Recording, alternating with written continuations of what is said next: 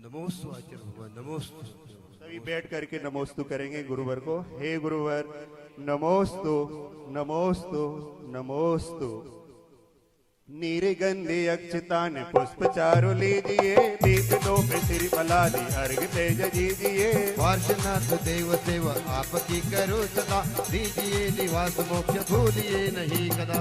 ओम ह्रीं श्री देवादिदेव श्री पार्श्वनाथ जिनेन्द्राय अनर्घ पद प्राप्त अर्घं पामते। जल फल वसु सज हिम तार, तन मन मोद धरो गुण गाओ बौद्ध रितार। पूजत पाप हरो वीर महा अति वीर सन्मति नायको, जय वर्तमान गुण धीर सन्मति दायको। ओम ऋषि वर्तमान शासन नायक भगवान महावीर स्वामी जिनेन्द्राय अनर्घ पद प्राप्त अर्घं पामते। जल फल आटो सुचि सार, ताको अर्घ करो तुमको अर्घो भवतार। भवतरि मोक्ष वरो जन चंद्र आनंद कन्न सई, पद जजदरत बहुखंड पावत मोक्षमयी। ओम ह्रीं शिशुवादि विरंते चतुर्विंशति तीर्थंकर भिवारिकम नरपामते। हूँ शुद्ध निराकुल सिद्धो संभव लोक हमारा वासनार। पुरागर देश लगे पीछे आदेश पद को पाया ना। निज के गुण निज में पाने को प्रभु अर्घ लो कर लाया। हे बाहुबली तुम चरणों में सुख सन्मति पाने आया। ओम ऋषि गोमटेश्वर बाहुबली जिनेन्द्राय पामते। देखिए जो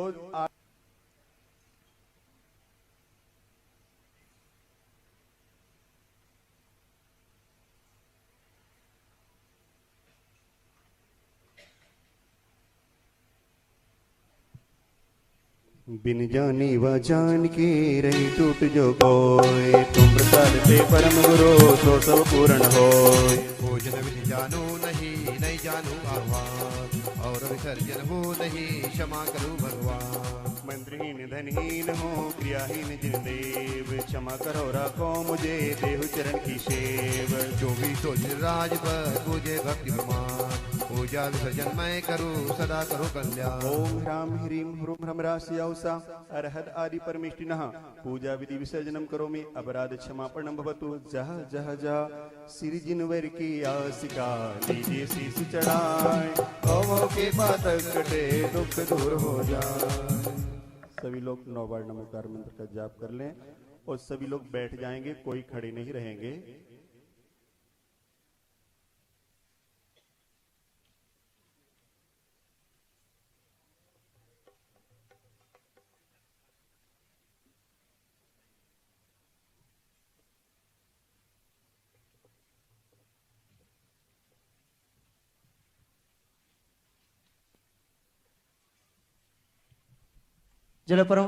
चलो देवादेव पार्श्वनाथ भगवान की, चलो 2400 भगवान की जय। चलो परम पूज्य संत श्रवणी आचार्य भगवान विद्यासागर जी महामणि राज की जय। समस्त आचार्य संघ की जय। की व्याख्या करने के पूर्व एक सूचना देते हैं, तब तक आप मानस भी बना सकते हैं, इसलिए सूचना पूर्व में दे रहे हैं। आचार्य जी के सानिध्य में इस शिरपुर अतिशय क्षेत्र में बहुत बड़ा मंदिर बनने जा रहा है, जो 9 लाख वर्ग फीट का मंदिर है। सहस्त्रकूट जिनालय भी है। इन मंदिरों में प्रतिमा जी, सहस्त्रकूट में जिनालय में प्रतिमा जी, आप यहाँ दान स्वीकृति आज के दिन दे सकते हैं और आचार्य जी को शास्त्र दान कर सकते हैं। आचार्य जी को शास्त्र दान करने के लिए यहाँ सहस्त्रकूट जिनालय में 2,02,202 रुपए की एक प्रतिमा जी आपके परिवार के द्वारा विराजमान करने की स्वीकृति देकर आचार्य जी को प्रवचन के पूर्व शास्त्र दान कर सकते हैं। उसी के साथ 1,11,111 रुपए की वेदी निर्माण करने की भी स्वीकृति दे सकते हैं।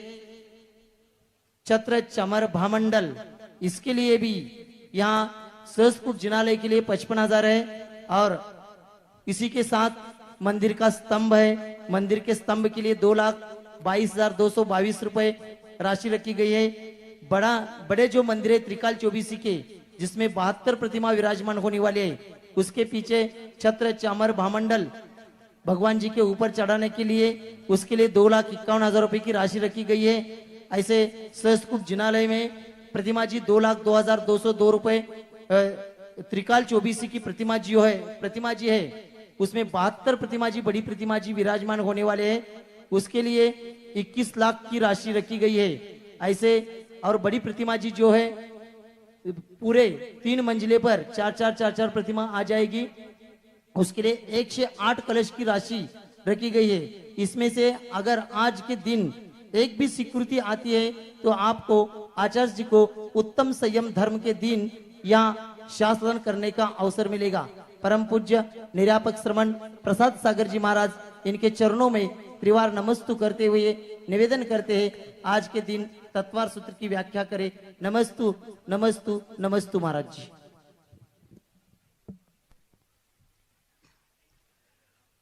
बोलो सिरपुर के अंतरिक्ष पार्श्वनाथ भगवान की, पर्युषण महापर्व की जय। उत्तम संयम धर्म की जय।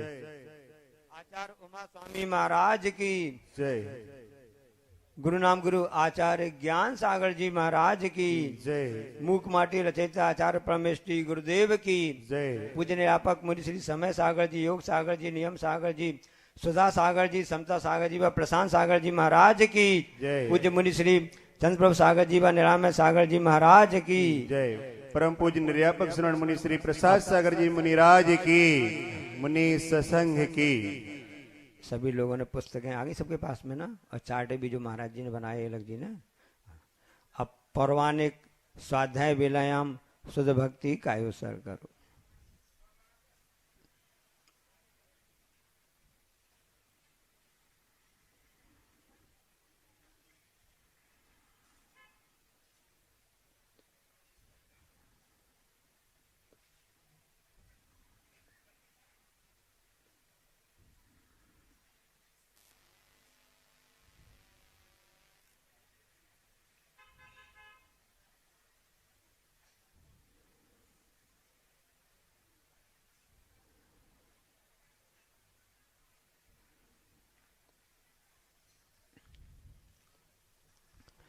ओकारं बिंदु संयुक्तं नित्यं ध्यायन्ति योगिनां कामदं मोक्षदं चैव ओंकाराय नमो नमः।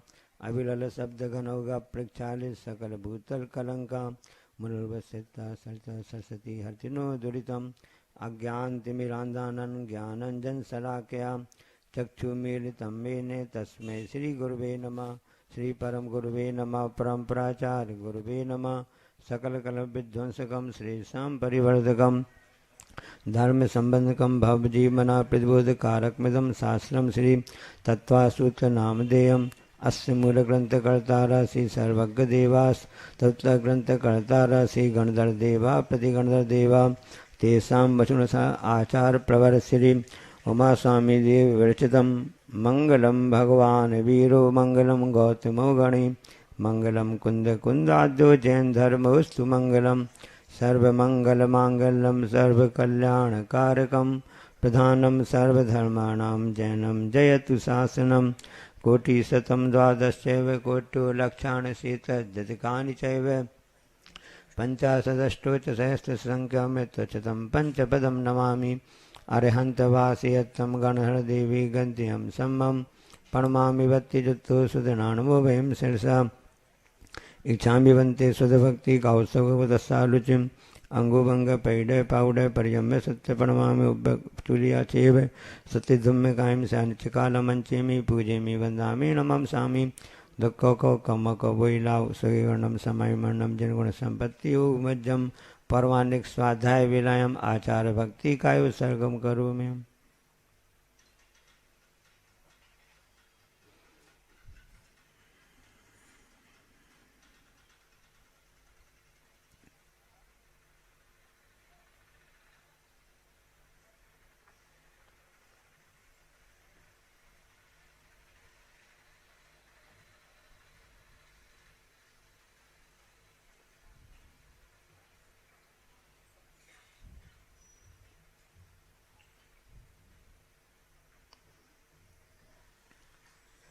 श्रुत जलधिपारिगेभ्यः सपरमत विभावना पटु मतेभ्यः सुचरित पूर्ण दिव्यो नमो गुरुभ्यो गुण गुरुभ्यः 36 गुण समग्रे पंचभिहाचार कण संदर्शे शिष्यानुग्रह कुशले धम्म हृदि सदा वंदे गुरु भक्ति संयमेण यतरन्ति संसार सारम घोरम छिन्नत्रि अट्टकम्मं जम्मं मरणं न पाविन्ति ये नित्यं व्रतमन्त होम निरता ध्यानां नियोत्था कुला षट्कर्मा वृतास्तपोदंदना साधु क्रिया साधवा शील प्रावरणा ग्रहणा चंद्राकृति ज्योतिका मुक्षद्वार कपाट पाटन पटा पीड़न्तु माम साधवा दोनों नित्यम ज्ञान दर्शन नायका चारित्राणा गंभीरा मोक्ष मार्गोपदेशका इच्छामि बंते आर्य भक्ति का उत्सवस्तालुचिम सम्मनान समृतम समृतानम पंच व्याचारम आर्यारम आयरादिशनाद्वेशयानम वज्जायानम तिरुणपायनम सप्सावनम शयनचकारम अंचेमी पूजेमी वंदामी नमम सामी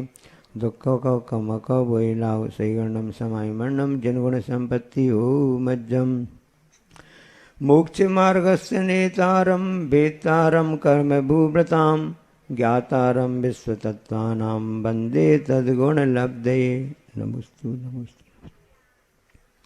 अभी हम सभी ने विगत 4 दिनों में जीव तत्व का पदार्थ का और 5वें दिन अजीव पदार्थ का उस तत्व का हमने सबने वर्णन देखा।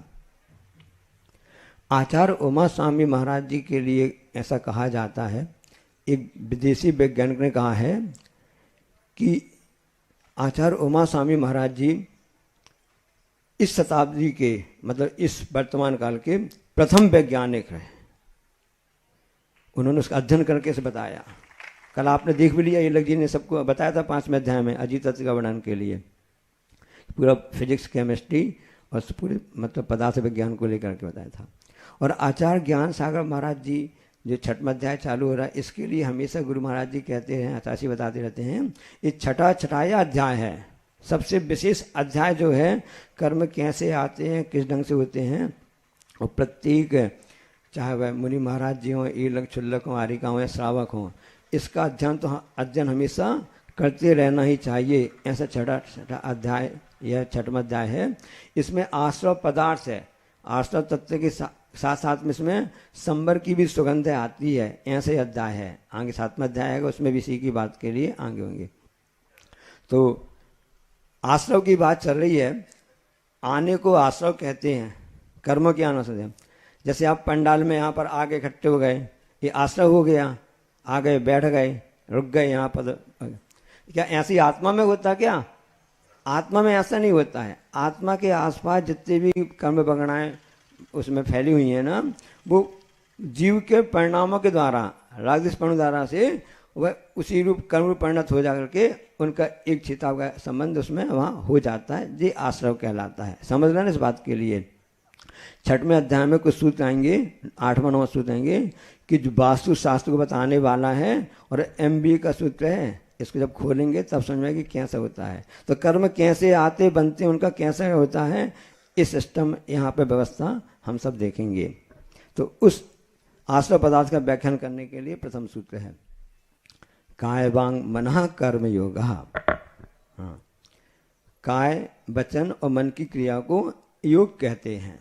पहले काय शब्द क्यों रखा है यहाँ पर? क्योंकि काय योगी जो होते हैं सबसे अधिक हैं। एक इंद्रिय से पंच सबके लिए काय रहता है, तो इस विश्व में सबसे जो काय योगी सबसे अधिक हैं।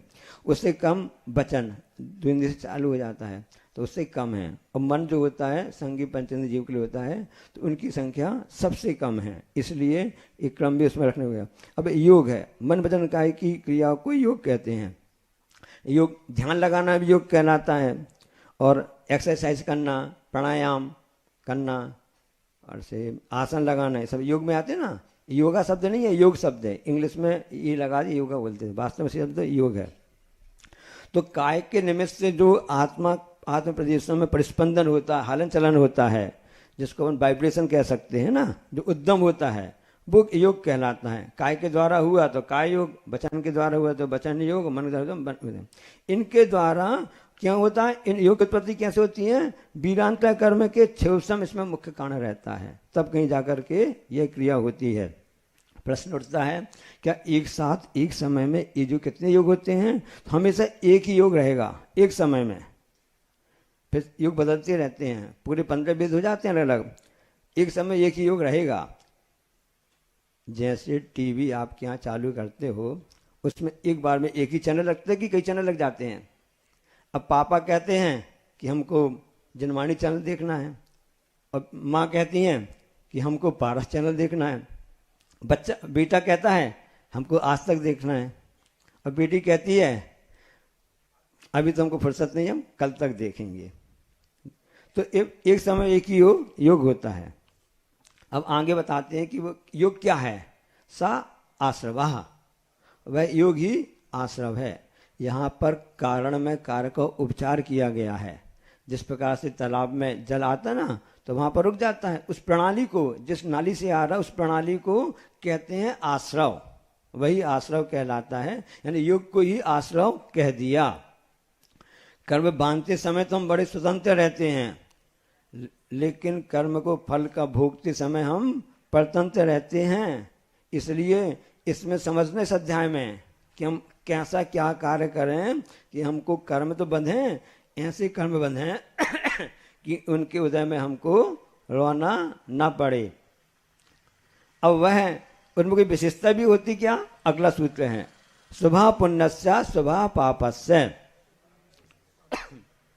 जैसा परिणाम होगा वैसा योग होगा। यदि शुभ योग है अतः शुभ परिणाम हो गए तो उसके निमित्त से पुण्य का आश्रव होगा, और यदि अशुभ योग हो गया, अशुभ परिणाम हो गए तो उसके लिए पाप का आश्रव होगा। प्रति समय 7 कर्मों का आश्रव हो रहा है, सिर्फ आयु को छोड़ करके। अब उसमें हमको सोचना है कौन सा अच्छा है, कौन सा खराब है, कौन सी अच्छी क्वालिटी का, कौन सी खोटी खराब क्वालिटी का है, प्रति समय हो रहा है। ये आश्रव तत्व जो बताया जा रहा है इसमें अनुभाग की मुख्यतः से प्रत्येक कर्मों का अलग अलग बताएंगे कि उस हिसाब से होता है। अगला सूत्र बताते हैं कि संसारी जीवों के लिए समान फल उत्पन्न करने वाला होता है, कोई विशेषता भी है। स कसाय कसायो सांप्रदायिक क्रिया पथियो, कि वह जो कर्म का आश्रव होता है स कसाई जीवों को और अकसाई जीवों को होता है। जो कसाय सहित होते हैं उनके लिए सांप्रदायिक आश्रव नाम संज्ञा दी गई है, और जो बिना कसाय के होता है, सिर्फ ईरा यानी योग के द्वारा बस हो रहा है कर्म का आश्रव, वो कहलाता है ईरापत आश्रव कहलाता है। सांप्रदायिक आश्रव पहले गुण स्थान से लेकर के 10वें गुण स्थान तक चलता रहता है, और ईरापत आश्रव 11वें गुण स्थान से लेकर के 13वें गुण स्थान तक होता है। उसके बाद अयोग केवली बन जाते हैं। तो इस आश्रम में स्थिति अनुभाग नहीं पड़ता। बाकी जो आपका सांप्रदायिक आश्रव उसमें 4 में पड़ते हैं। समझने के लिए आचार्य हमारी बहुत अच्छा उदाहरण बताते हैं। पानी बरस रहा है और घर में टीन लगे हुए हैं, चद्दर के टीन लगे हुए हैं ना, इसमें पानी बरसा और पानी का टीन में रुकता है नहीं, कुछ समय रुका और बहकर नीचे हो गया। तो जिस समय टीन में पानी बरसा भी होगा ईरापत आश्रव, रुकावट नहीं वहां पर, और नीचे जाकर के इकट्ठा हो गया गड्ढे में।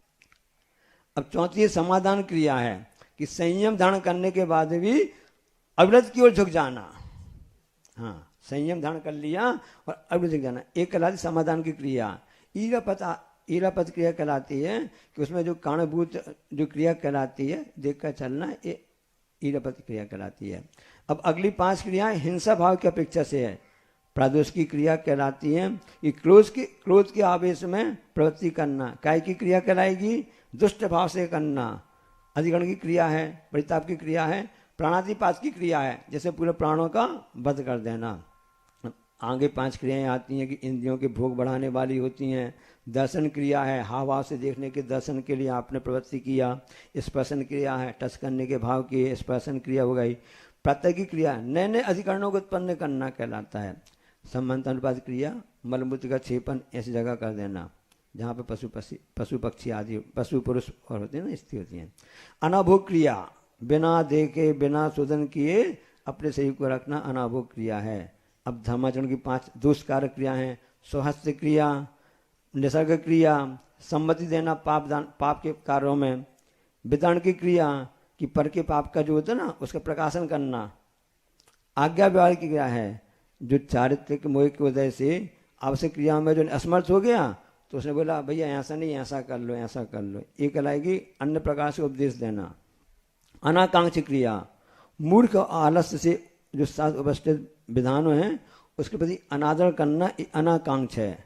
अब अगली 5 क्रियाएं आती हैं जो धर्म ध्यान से विमुख करने वाली होती हैं।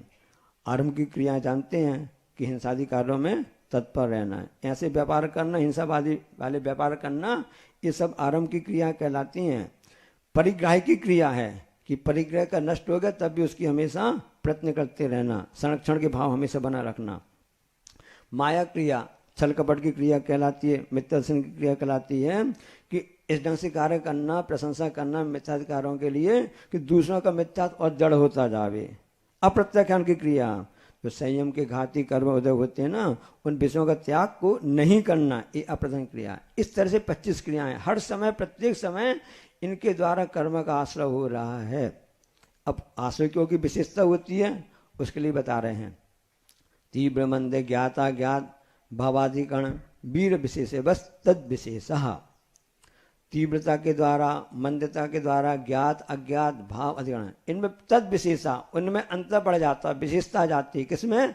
आश्रम में। जितना गुड़ डालो उतना मीठा। तो ये फीलिंग के जो भाव आते हैं, फीलिंग होती है ना, और ये जो थॉट्स, विचार होते हैं, ये अपने विचारों के द्वारा उसमें आश्रम में फर्क पड़ जाता है। आपने किसी कार्य को तेजी के साथ किया तो उसमें आपके लिए ज्यादा आश्रय होगा, और आपने धीरे किया तो धीरे आश्रय होगा। और आपका जो वीर विशेष जो होता है ना, कसाय के द्वारा किया आपने, तो उसमें आपके लिए परिणाम का आवेग तेज आ जाएगा। अब बच्चे को चांटा मारा माने तेजी से मार दिया, ये तीव्र हो गया, और वही माँ मारना चाहती तो उसमें ऐसा हाथ लगा के स्लो धीरे कर दिया। तो उस हिसाब से उनमें परिणामों के कारण से फर्क पड़ता जाता है। बस अपने जितने परिणाम रहेंगे, जितने मंदिर रहेंगे, ये सीखना अपने को, उतनी हमारी साधना बढ़ती जाएगी। अब हमको देखना कि हमको अपनी साधना कैसे क्या करना है, उन परिणामों को संभाल करके रखना है। ज्ञात भाव से जानबूझ करके मानना, जानबूझ करके क्रियाएं जो क्रिया जाती हैं ज्ञात भाव से होती हैं। दोनों क्रियाएं हो सकती हैं, पापा शुभ भी और अशुभ भी, अज्ञात भाव से। अब अधिकरण बता रहे हैं, जिसमें पदार्थ रखे जाते हैं वो अधिकरण कहलाता है। जैसे कि पूजन के वस्त्र वगैरह होते अच्छे स्वच्छ होते हैं ना, पूजन की सामग्री अच्छी होती है, व्यवस्थित रहती है, अच्छा मन लगता है, अच्छा पुण्य का आश्रय होगा। और यदि अच्छी अच्छी भोग सामग्री का उपयोग करोगे तो पुण्य का कम और पाप का आश्रय ज्यादा होगा।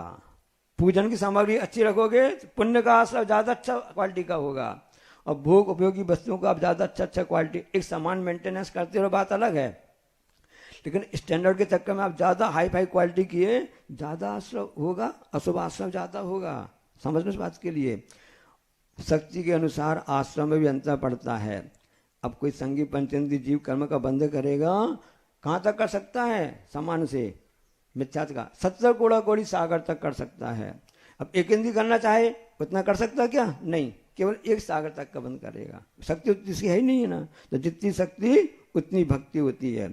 अब उसके हिसाब से बता रहे हैं, अधिकरण बताया तो उसका कौन सा, उसके भेद बता रहे हैं। अगला सूत्र है अधिकरणम जीवा जीवा। वह अधिकरण जो होता है ना, आधार बेस, जिसको आधार अधिकरण कहलाता है, दो प्रकार का है, एक जीव अधिकरण और दूसरा अजीव अधिकरण कहलाता है। इस तरह से इस अधिकरण बताया। अब अधिकरण पहला कौन सा क्या है? जीव अधिकरण बताया है, उसको भेद बताने के लिए अगला सूत्र बता रहे हैं। आद्यम समरंभ समारंभारंभ योग कृत कार्यतानुमत कसाय विशेष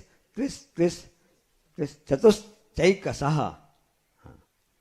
कि जो पहला जीव अधिकरण है ना, उसमें समरंभ समारंभ आरंभ और योग में मन वचन काय कृत कार्य अनुमोदना और क्रोधमान माया लोग।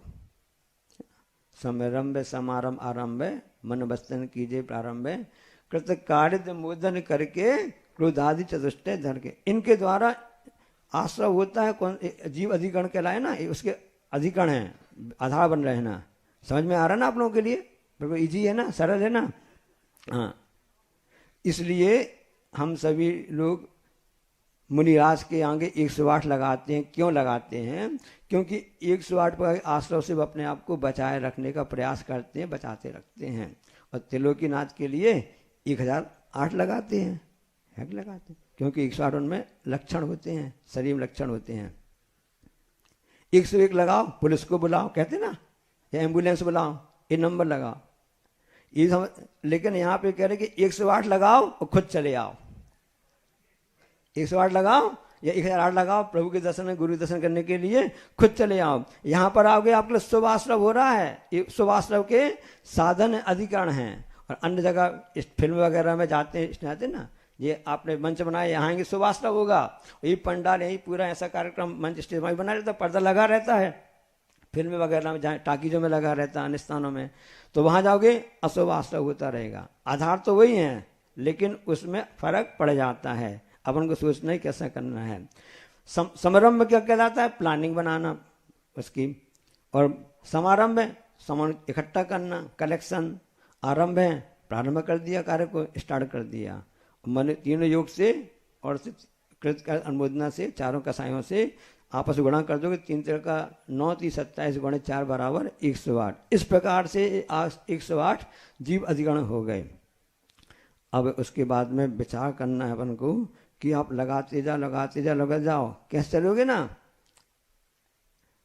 देव शास्त्र गुरु को ध्याऊं, विद्यमान श्री 20 शंकर, सिद्ध प्रभु के गुण गाऊं। ये आधार बन गया, अधिकरण बन गए। हिसाब से आप इनके हिसाब से आप करेंगे तो आपके लिए शुभाश्रम होता रहेगा।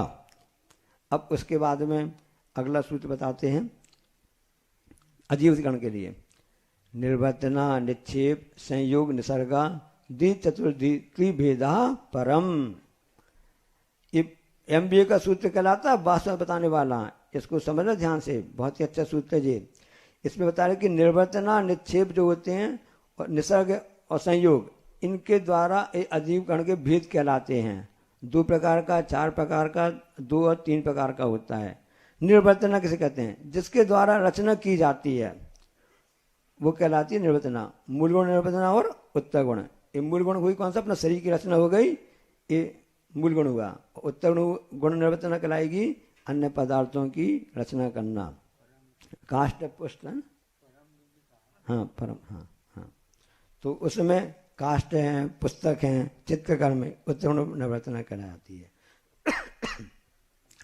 हाँ, अजीवधिकार में परम। परम है ना दूसरा वाला, आद्य मैंने पहला यानी अजीव अधिकरण, परम मैंने दूसरा वाला अजीव अधिकरण कहलाया। अब इसमें निक्षेप को बता रहे हैं। स्थापना, रखना, कोई भी करना, निक्षेप कहलाता है। रखना जो ना 4 प्रकार से होता है। अप्रत्यवेक्षित निक्षेप अधिकरण कहलाया। बिना देखी शुद्धि भूमि में वस्तु को रख देना। दूसरा दुप्रमष्ट है, दृष्टता पूर्वक एक कार्य करना कि आपने वस्तु रख दिया, जैसे मान लो हिंसा हो जाए, सब हो संभावना रहती है, आपके लिए सब पाप का आश्रय होने लगेगा। सहसा उपकरण उठाते समय, सही के समय शीघ्रता से रखना, ये सहसा कहलाता है, निक्षेप अधिकरण कहलाया।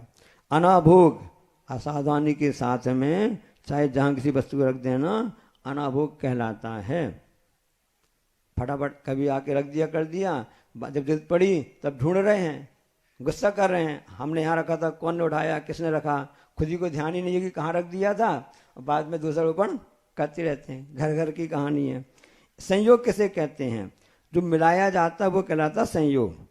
भक्तपान संयोग और उपकरण संयोग, जिनमें जीवों की उत्पत्ति होती हो, ऐसे पेय पदार्थ को दूसरे पेय के साथ मिला देना, द्विदल वगैरह के लिए कहा जाता ना, इसके लिए एक भक्तपान संयोग कहलाता है। और उसी प्रकार से दही के साथ दाल मिला देना, छाछ मिला देना, इससे लाड़ का संयोग मिल जाता है तो जीव की उत्पत्ति हो जाती है। उपकरण संयोग, कमंडल आदि उपकरणों को दूसरे उपकरण के साथ मिला देना उपकरण संयोग कहलाता है। अब निसर्ग क्रिया किसे कहते हैं? निसर्ग प्रवर्तन को निसर्ग कहते हैं। दुष्ट प्रवृत्ति के द्वारा, मन के द्वारा करो, वचन के द्वारा किया, काय के द्वारा किया, निसर्ग हो गया। ये सब अजीब अधिकरण कर रहे ना। आचार्य महाराज जी कहते हैं कार का बनाना निष्पादन है और उसका संचालन करना निसर्ग है। श्वासोच्छ्वास होती है ना, ये अपने आप चली रही है, ये निष्पादन है। अलग से आपने अनुलोम विलोम किया, वो निसर्ग कहला जाएगा। योग अलग से चला के किया, ये आपके लिए निसर्ग कहला जाएगा। है MBA का सूत्र है, कैसे क्या करना, बनाना, रखना, उठाना, धरना, ये सब व्यवस्था करना, ये सब कहलाता है।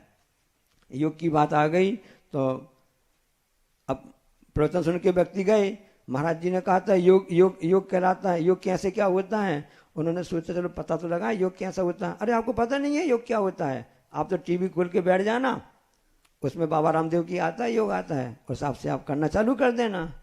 और उनने दादाजी ने उसमें बताया गया, सांस खींचो, सांस रोको, सांस निकालो, करने लगे। इतने में हो गई लाइट गोल।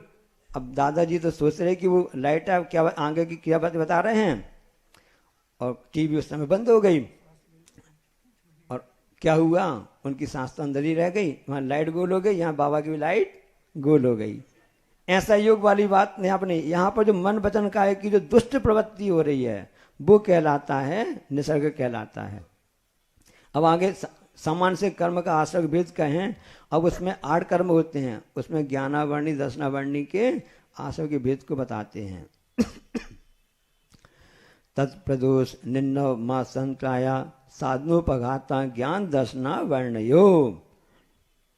ज्ञान और दर्शन में तत्व कौन कौन, ये सब 6 प्रकार के बता दिए ना, इन सब के द्वारा ज्ञानावर्णी दर्शनावर्णी कर्म का आश्रय होता है। प्रत्येक को अलग अलग अपन उसको देखेंगे। प्रदोष किसे कहते हैं, किसी के ज्ञान की महिमा को सुनने के बाद में मुख से कुछ नहीं कहा, बेटा से करते रहते हैं, कोई सामान्य बात बोली, कोई विशेष बात बोली है, अंदर से ईर्षा भाव रखना, ये सब कहलाता है प्रदोष। ज्ञानावर्णी कर्म के आश्रय के कारण बन जाता है। निन्नव, किसी कारण से ऐसा नहीं है, मैं नहीं जानता, अपने गुरु अपने शिक्षा गुरु का नाम छिपाना, ऐसा ये सब कहलाता है निन्नव कहलाता है। मास्टर विज्ञान का अभ्यास किया है, वह देने योग्य है, तब भी किसी कारण से नहीं दिया जाता है, मास्टर है भैया, हमारी पूछ फिर नहीं रह जाएगी, हम उसको बता देंगे तो हमको कोई पूछेगा ही नहीं। हे मानव, तेरी पूछ को कम नहीं होने देंगे, तू बंदा बना रहे तो उसको इंसान बनने नहीं देंगे, तो मेरी पूछ कम ना हो जाए, ये मास्टर भाव कहलाता है। ज्ञानावर्णी कर्म का आश्रय हो रहा है इससे। अंतराय, किसी के कार्य अध्ययन में बाधा डाल देना, बिजली बंद कर देना, पुस्तक फाड़ देना, पुस्तक लुका देना, चोरी करना, यहाँ वहाँ कर देना, ये सब अंतराय हैं। हमारा सूक्ष्म ज्ञान का क्यों नहीं हो रहा है, इस जीव ने पहले ऐसा कुछ किया था, उसका परिणाम मिल रहा है, अब भी ऐसा करेंगे तो आगे भी ऐसा होता रहेगा, इसलिए सबसे बचने का प्रयास करना है। असाधन, दूसरा कोई ज्ञान का प्रकाश कर रहा है, शरीर वचन से उसका निषेध कर देना, रोक देना, ये असाधन कहलाता है। उपघात, एकदम सम्यक ज्ञान को झूठा बोल देना, जो प्रशंसित ज्ञान है ना उसमें दूषण लगा देना, इस तरह से। आचार्य महाराज जी खूब अच्छी इसके लिए कहते हैं कि सही को गलत सिद्ध करने का प्रयास करना तो अपने आप में उपघात है। लोग लगे रहते, दोंदा पेली करने में लगे रहते हैं। इसी प्रकार से दर्शनावर्णी कर्म का भी आश्रय होता है। कैसा होता है, आंखें फोड़ना, इंद्रियों से विपरीत प्रवृत्ति करना, दृष्टि का गर्व करना, दिन में सोना, आलस्य करना, समय दृष्टि में दूषण लगाना, कुतीतों की प्रशंसा करना, यदि जनों के प्रति ग्लानि का भाव करना, ये सब दर्शनावर्णी कर्म का आश्रय कारण से होता है। अब असाता वेदनी, ज्ञानावर्णी दर्शनावर्णी, अब वेदनी, 2 वेद हैं। अब असाता वेदनी के आश्रय कारण के लिए अगला सूत्र है, दुख शोक तापा क्रंदन बद परिदेव नान्यात्म परोभय स्थानान सद वेद्यस्य, है ना। तो उससे निकलेगा कि आत पर अवस्थानी, यानी अपने में और पर में और दोनों में, तीनों में लगा लेने इस ढंग से ना। इनके द्वारा 6 कारण इसके बताए जा रहे हैं कि इन असाता वेदनी कर्म का असद वेद से निकलेगा तो असद वेद से जाएगा। दुख, जितने भी बताए जा रहे सब दुख की फैमिली के सदस्य हैं। दुख सुख ताप आगमन बद परिणाम, ये दुख की जातियां कहलाती हैं कि पीड़ा रूप आत्मा का परिणाम दुख है। उपकार करने के समझ टूट जाने पर जो विकलता होती सुख है, उससे ज्यादा गाढ़ापन आ गया। ताप है, जो उसके निमित्त से मन में खिन्नता आ गई ना, पश्चाताप होता रहता है, वह कहलाता है ताप। अब अवसाद आदि हो जाता है, डिप्रेशन से और ऐसा रोने लगा। आक्रंदन, जो परिताप के कारण से आंसू के साथ पिलाप भी जोर जोर से मुंह से बोलना, आक्रंदन है। और बध है, 10 प्रकार के प्राण होते हैं, उनको अलग कर देना बध है। परिदेवन, परिवेदन भी आता, परिदेवन, दोनों शब्द आते हैं इसमें। अत्यंत दुखी हो, ऐसा रोदन करना, दहाड़ मारकर रोना कि उसको सुनकर के दूसरा भी रोना चालू कर दे, अपने के लिए भी पर के लिए भी, दोनों के लिए ये असाता वेदनी बंध के कारण होते हैं। अब आपको देखना है कि हम अमृत ने लगा करके रो रहे हैं, मुँह से उसी रो रहे हैं कि अंदर से रो रहे हैं। भगवान के सामने आप पश्चाताप करेंगे, मुझसे गलती हो गई, गुरु सामने गलती करेंगे, अपने रोएंगे, इससे आपका पाप प्रक्षालन होगा तो शुभाश्रव होगा। और यदि मान लो आप अन्य स्वार्थ के लिए परिजनों के लिए आप रो रहे गा रहे हैं, इसके द्वारा आपके लिए असाता वेदनी बंधेगी। साता वेदनी कारण बता रहे हैं आप सबके लिए। अगला सूत्र है भूत वृत्ति अनुकंपा दान सराग संयम आदि होगा शांति शौच मिति सदवेदस्य। जो भूत एवं व्रति, सभी जीवों को भूत कहते हैं, सब व्रतीय जीवों पर अनुकंपा करना, दान करना, सराग संयम, ये सब उसके साथ में आशा के कारण बनते हैं। देखते उसके लिए कि भूत अर्थात समस्त संसारी प्राणियों पर दया के परिणाम होना, पर पीड़ा अपनी करना की परीक्षा लेती, ये आपने पढ़ा होगा आचार्य महाराज जी की पंक्तियां। तो उसमें ऐसे दया के परिणाम कहलाता है भूत अनुकंपा, और व्रति अनुकंपा कहलाती है अणुव्रतियों महाव्रतियों पर दया के परिणाम होना, ये कहलाता है। यहाँ पर आचार्य महाराज जी कहते हैं कि इसके लिए सब प्राणियों पर अनुकंपा शब्द चल जाता है, लेकिन व्रतियों पर अनुकंपा के स्थान पर यदि दान लिखा जाए तो ऐसा से किया जाए, ऐसा ज्यादा अच्छा रहेगा। दान दूसरों का उपकार हो इस विषय अपनी वस्तु का अर्पण करना दान कहलाता है। साता वेदनी बंधेगी, दान अभी करेंगे, सब करेंगे। पहले हमने ऐसा कुछ नहीं किया, इसका परिणाम भोगना पड़ रहा है, और यदि भी ऐसा करेंगे जितनी अपनी शक्ति है हिसाब से आप दान कर सकते हैं। भाव तो बनाओ, कृत कार्य अनुमोदना, आपकी शक्ति नहीं है, आप ताली बजाकर बहुत अच्छा किया, उतना ही फल मिलेगा, साता वेदनी बंधेगी। इस दान की अनुमोदना करने का भी प्रभाव पड़ता है, और खुद करोगे तो और अच्छा पड़ेगा। सराग संयम, सटकाय के जीवों की रक्षा करना, पंच इंद्रियों को अपने और मन को बस में करना, संयम कहलाता है। राग से संयम हो गया, संयम में कहलाएगा, ये छठवें गुण स्थानवर्ती साधु कहला जाते हैं। अब आदि शब्द से क्या लेना है, इन अकाम निजरा और बाल तप भी लेना है। कभी अकाम निजरा करें भवतत्व में सुरतन धरें। अब बाल तप क्या कहला, अकाम संयम है, एक देश व्रत को संयम कहते हैं। पंचम गुण स्थानवर्ती जो कहलाते हैं वो कहलाते हैं कि उन्होंने स्थूल हिंसा का तो त्याग कर दिया, अब स्थावर हिंसा का त्याग नहीं हो पाया। संयम। अकाम निर्जरा, परतंत्रता के कारण से भोग उपभोग का निरोध होने पर भी समता से सहन करना। बाल तप, मिथ्यात्व के कारण से जो मोक्ष मार्ग में उपयोगी न पड़ने वाले ऐसे काय क्लेश को बाल तप कहते हैं। मायाचारी से व्रतों का पालन करना भी बाल तप कहलाता है। अब इसके बाद में आता है योग। पाप से रहे जो क्रिया के अनुष्ठान को योग कहते हैं। शांति, शुभ परिणामों से क्रोधादि कसायों की निवृत्ति को शांति कहते हैं। समाधान करना, हाँ समाधान करना बोलते हैं, शांति कहलाते हैं। इसके द्वारा आपके लिए साता वेदनी का आश्रय हो रहा है। Forget it and forgive it, क्षमा कर दो और उसे भूल जाओ। ऐसे भाव करेंगे हम सब तो हम सब के लिए साता वेदनी अच्छी क्वालिटी का आता रहेगा। सोच, उत्तम लोभ के जितने प्रकार होते ना उनसे निवृत्ति उत्तम सोच कहलाता है। और इति शब्द आया उसमें, उससे क्या लेंगे, अढ़त पूजा, भगवान की पूजा, प्रभु भक्ति, गुरु भक्ति आप जितनी तत्परता से करेंगे, जितना उत्साह से करेंगे, उतना आपके लिए अच्छी क्वालिटी का साता वेदनी आपका आश्रय हो जाएगा। बाल वृद्ध तपस्वियों की बड़ी करेंगे, अपना आदर धर्म रखेंगे, विनयशीलता रखेंगे, इन सब के द्वारा साता वेदनी का आश्रय होता रहता है। अपन चाहे तो सब कुछ कर सकते हैं, ज्यादा कुछ नहीं करना अपने के लिए। ताला वही है, चाबी वही है, किस तरफ घुमाना है हमको दिमाग रखना है। क्लॉकवाइज घुमाना है ताला खुल जाएगा, और एंटी क्लॉकवाइज घुमाएंगे तो ताला बंद हो जाएगा। इस तरह से, इस प्रकार से हम सब इन आश्रमों को देख रहे हैं। क्यों देख रहे हैं, सुन रहे हैं, हम इनसे बचें और जितना अच्छा कर सकें वैसा करने का प्रयास करें। अशुभ से बचने का प्रयास करें, साथ शुभ का करने का प्रयास करें। अब ज्ञानावर्णी, दशनावर्णी, वेदनी, अब मोहिनी का नंबर आता है। दर्शन मोहिनी चाहे में दो भेद होते हैं, तो पहले दर्शन मोहिनी के आश्रम है। अगला सूत्र है केवली श्रुत संग धर्म देवा वर्णवादो दर्शन मोहस्य। अब अवर्णवाद इसमें है ना, वर्णवाद है ना, अवर्णवाद है।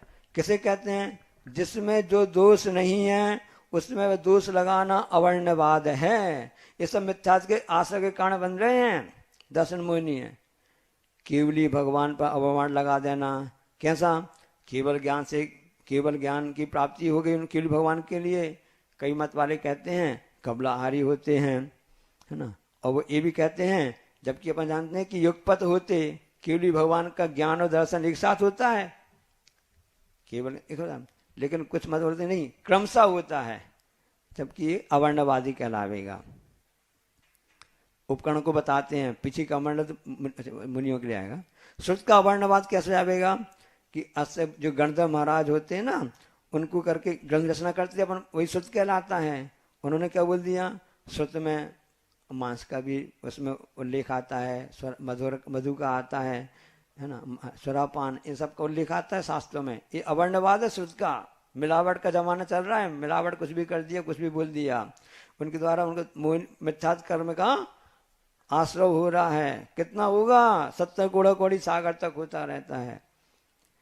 अब संघ का अवर्णवाद करना, जो रत्न से युक्त श्रमण होते हैं, मुनिराज होते हैं, उनका समय संघ कहलाता है। ये शूद्र हैं, अशुचि हैं, ऐसा कहना ये संघ का अवर्णवाद है। और धर्म का अवर्णवाद, धर्म अहिंसा परमो धर्म सब जगह बोलते हैं, लेकिन उसमें भी हिंसा को महत्व देना, यहाँ तक कि कहना कि जो असुर वगैरह होते हैं, ये जो प्रचार प्रसार करने, धर्म का अवर्णवाद कहला जाता है। जीवों का अवर्णवाद, जीव गति में रहने वाले जीव जीव कहलाते हैं। वैज्ञानिक शरीर होता है, खूब अच्छा सही माना जाता, सब होता है। अब उनके लिए कहना कि वो स्वरा पीते हैं, मांस भक्षण करते हैं, ऐसा कहना जीवों का अवर्णवाद कहलाता है। इस तरह 5 प्रकार के हैं, केवली, शुद्ध, धर्म और देव। इनका अवर्णवाद करना दर्शन मोहिनी यानी मिथ्यात्व के आश्रय का कारण बनता है। अब चैत्र मोहिनी का नंबर आता है, देखते अगला सूत्र। कसायो दया तीव्र परिणामाश्चारित्र मोहस्य। अब कसाय के उदय से होने वाले तीव्र परिणाम जो कहलाते हैं, वो 4 में कारण होते हैं। क्रोध, मान, माया, लोभ, अनंतानुबंधी, प्रत्याख्यान, अप्रत्याख्यान, संजनन। 16 हो गए और 9 कसाय हो गई। इन अकसाय भी नहीं रहेंगे। इसलिए इन सबसे रोकने में, चैत्र को रोकने में, चैत्र को भ्रष्ट करने में चैत्र मोहिनी का आश्रय होता है। कलाचार्य महाराज जी कह रहे थे ना, आराम से धीरे से बोलो, अच्छा बोलो, तो उससे आपका शुभ आश्रय होगा। कड़क मत बोलो, कर्कश मत बोलो। जीभ घिस गई होती कि रुतबा घट गया होता, जो गुस्से में आपने कहा वही हंसकर कहा होता, तो आपके लिए शुभ आश्रय हो जाएगा ना। अब नरक आयु के लिए वैवारंभ परिग्रहत्वम नारकस्या युषाः। बहुत आरंभ परिग्रह के द्वारा नरक आयु का आश्रय होता है। इन कारण से भी हैं, और भी बहुत से कारण हैं। क्रूर कार्य करना, विषयों की आसक्ति है। मरण के समय संक्लेश यदि आप हो रहा है आपके लिए, नरक चले जाओगे। इसलिए मरण के समय अच्छे परिणाम रखना, विशुद्धि बढ़ाना, रौद्र ध्यान के द्वारा, इन सब के द्वारा भी नरक आयु का आश्रय होता रहता है। अगला सूत्र तिरंचायु के लिए माया तरयोग्योनयस्य। मायाचार तिरंचायु के आश्रय का कारण होता है। मरण समय नील का कापोतलेशाएं रही तो उस हिसाब से भी ये हो जाता है। आध्यान करने से भी तिरंचायु का आश्रय होता है। बेटी कहती है भगवान हमको कुछ नहीं चाहिए, हमको कुछ नहीं चाहिए, हमको हमारी माँ बस को दे दो एक अच्छा दामान। मायाचारी, समझ में आ गया? हाँ। मनुष्य के आश्रय अल्पारंभ परिग्रतम मानुषस्य। अल्प आरंभ और अल्प परिग्रह के द्वारा मनुष्य आयु का आश्रय कारण बनते हैं। विनम्रता है, भद्रता है, ठीक है ना। छोटी छोटी बातों का बुरा नहीं मानना, ये सरलता कहलाती है। इन सब के द्वारा मनुष्य आयु का आश्रय होता है। अल्प आरंभ है। आचार्य महाराज जी कहते हैं जो शिक्षा का क्षेत्र होता है ना, शिक्षक होते हैं, अल्प आरंभ होता है। बस शिक्षा का दान देना, पढ़ाना, करना, सब करना, और आज जो कुछ पैसे मिल जाते हैं हिसाब से जो तनख्वाह मिलेगी उसमें अपना संतोष रखना है। और संयोग से आचार्य महाराज जी आज 5 सितंबर है, शिक्षक दिवस है। भारत की द्वितीय राष्ट्रपति जो अपने शिक्षक थे सर्वपल्ली डॉक्टर राधाकृष्णन, है ना, द्वितीय राष्ट्र प्रथम राजेंद्र प्रसाद जी थे। इन देखो शिक्षा के क्षेत्र में पहले, हाँ, वो भी शिक्षक थे। हाँ, आज इनका जन्मदिन उनके उनके अवसर में भारत देश उनके लिए शिक्षा दिवस के मनाया जाता है। इसलिए आचार्य महाराज जी ने शिक्षा के क्षेत्र को आगे बढ़ा करके लिए प्रसव स्थली में जहां बहनें अपनी शिक्षा देती हैं, अल्प मनुष्य आयु का कारण बन रहा है और आगे बताएंगे वही जीवायु का कारण बन जाता है। ऐसे कार्य अपनाओ जिसके द्वारा आपकी आजीविका भी चलती रहेगी और आपके लिए आगे अगला भव भी अच्छी से अच्छी क्वालिटी का मिलेगा। स्वभाव मार्दवम चा, और भी मनुष्य आयु के आश्रय बता रहे हैं कि स्वभाव में मृदुता रखना मनुष्य आयु के आश्रय का कारण बनता है। उपदेश की अपेक्षा के बिना भी जो परिणाम होते हैं ना, कोमल स्वभाव होते हैं, ये मार्दव के कारण होते हैं। ऐसा रखना। जिनका खानदान अच्छा हो, जिनका खानपान अच्छा होता है ना, उनका खानपान भी अच्छा होता है। इसलिए अपने खान पान को सुधारो। बाहर बाजार में जितने भी फास्ट फूड वगैरह चल रहे सब कर रहे हैं ना, इनके द्वारा अपने बच्चे बिगड़, उनका स्वास्थ्य खराब सब कुछ हो रहा है और उनके द्वारा ये सब आश्रय भी ऐसा हो रहा है, हिंसा का कार्य चल रहा है। इसलिए यहाँ पर रेसिपी की क्लास भी लग रही है। घर में बनाओ, खुद खाओ और खिलाओ।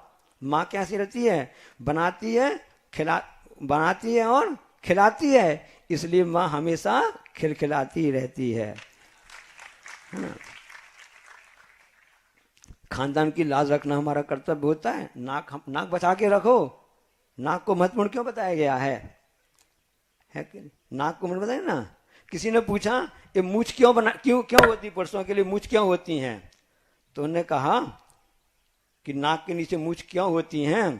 उन्होंने बोला नाक महत्वपूर्ण होती है, जो बात महत्वपूर्ण होती है ना उसको अंडरलाइन कर देते हैं, है ना। अब मनुष्य के आश्रय बता रहे हैं।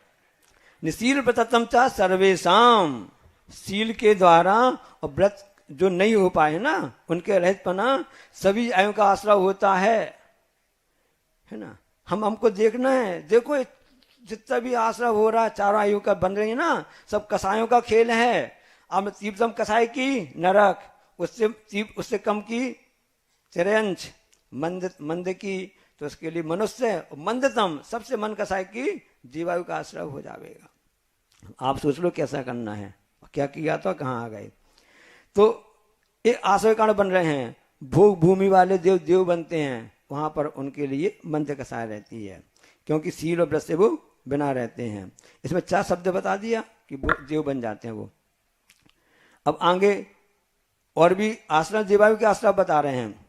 सराग संयम संयमा काम नजरा बाल तपांसी देवस्य, कि सराग संयम संयम अकाम निर्जरा और बाल तप से जीवायु के आश्रय होते हैं।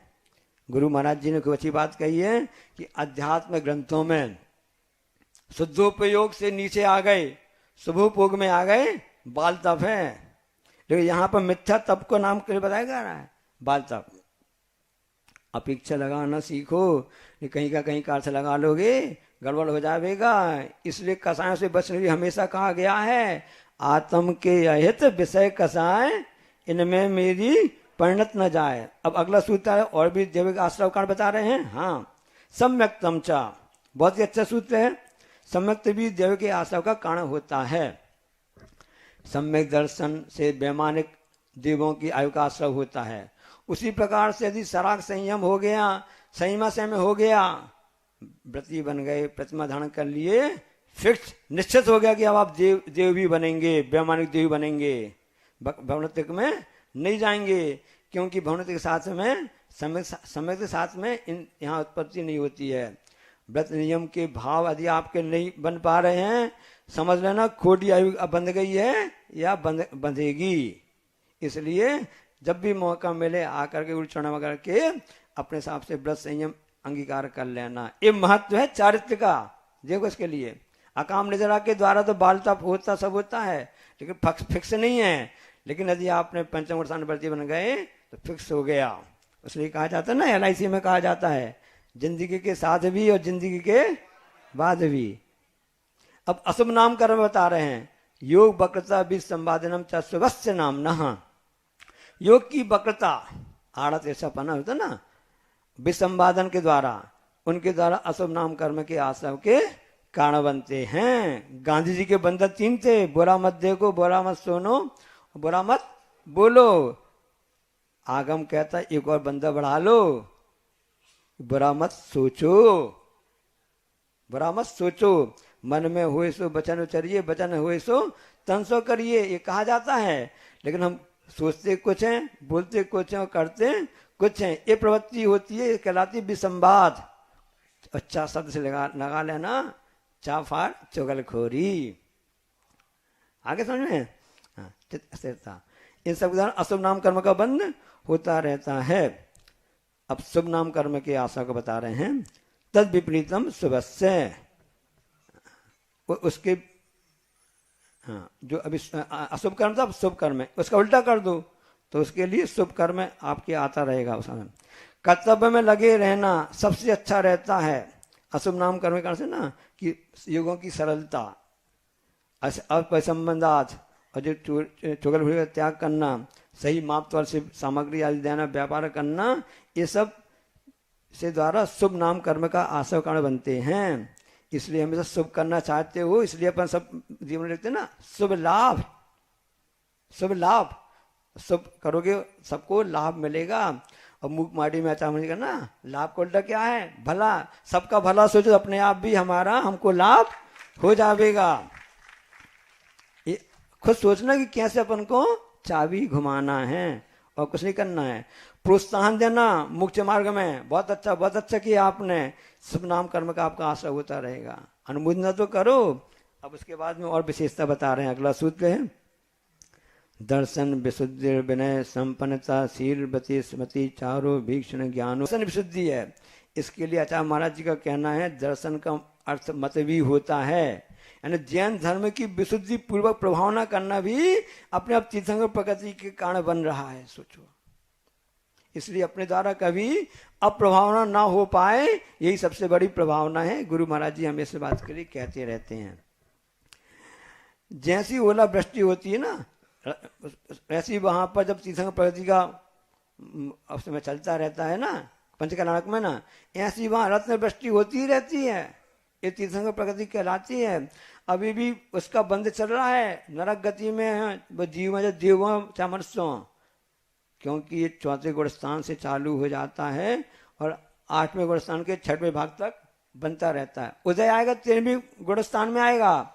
लेकिन इन सब के द्वारा कैसा क्या होता, 5 कल्याणक होते, विशेष प्रभावना होती कि नहीं होती उस समय। दर्शन विशुद्धि आदि सुनकर है। विनय संपन्नता बता दे रहे आपके लिए, सब जानते हैं। शील जो व्रत होते उनका निरंतर बिना दोष लगाए पालन करना कहलाता है, वे शील कहलाते हैं। क्रोध त्याग करना। अभीषण ज्ञानोपयोग, ज्ञान भाव में मैं हमेशा निरंतर तत्पर रहना, अभीषण ज्ञानोपयोग कहलाता है। हमारा ज्ञान कैंची ना बने सुई बने। ज्ञान का दुरुपयोग हो रहा मतलब कैंची बन रहा है। अब दोनों व्यक्ति हैं, दोनों काट रहे हैं, दोनों काट रहे हैं। एक के काटने से क्या हो रहा है, वैसे संस्कार बनते। उस वो जो व्यक्ति दो व्यक्ति काट रहे हैं, एक काट रहे हैं तो उसके द्वारा उस अच्छी तरह से वेशभूषा तैयार हो रही है और से संस्कार बन रहे हैं। और दूसरा दर्जी कहलाया पहला, वो भी काट रहा है, दर्जी काट रहा है, तो अच्छी वेशभूषा करके बन रहे हैं संस्कार। और दूसरा काट रहा है चूहा, तो हो रहा बंटा धार। तो उसको समझना है कि ज्ञान का उपयोग कैसे करना है। वह ज्ञान हमारे हिसाब से ऐसे हमेशा ज्ञान की भावना भाते रहना अभीषण ज्ञानोपयोग है। संवेग, संसार के दुखों से हमेशा डरते रहना चाहिए। शक्ति त्याग भावना कहलाती है, 3 प्रकार का है, आहार दान, अवय दान और ज्ञान दान। औषधि इसी में जाती है, औषधि जरूरी नहीं है, मजबूरी रहती है। शक्ति त्याग, अपनी शक्ति को छिपा करके जो अपने काय क्लेश आदि करना, ऐसी भावना, तप की भावना करना, एक कहलाता है शक्ति के द्वारा अपने तप करना। साधु समाधि भावना, कि जो मुनिगण हैं उनके तरफ में कोई बाधा आ रही हो तो उसका निवारण करना साधु समाधि भावना है। वैज्ञापितगण है कि जो गुणवान साधुओं पर जो कष्ट रोग आदि आए हो उनको निर्दोष विधि से हटा देना। निर्दोष विधि पहले मुख्य होना चाहिए। उनकी सेवा करना, औषधि दान की व्यवस्था करना ही कहलाता है। अरध भक्ति भावना, अरध भगवान के जो गुण होते उनके प्रति अनुराग रहना, ये अरध भक्ति है। इसी प्रकार से आचार भक्ति भावना कहलाती है, बहुत शुद्ध भक्ति, प्रचंड भक्ति और आवश्यक परिहानी। इस तरह से 6 आवश्यक क्रियाओं में उत्साह पूर्वक समय पर अपने आवश्यक करना और प्रत्येक आवश्यक में उत्साह रखना, ये आवश्यक परिहानी कहलाती है।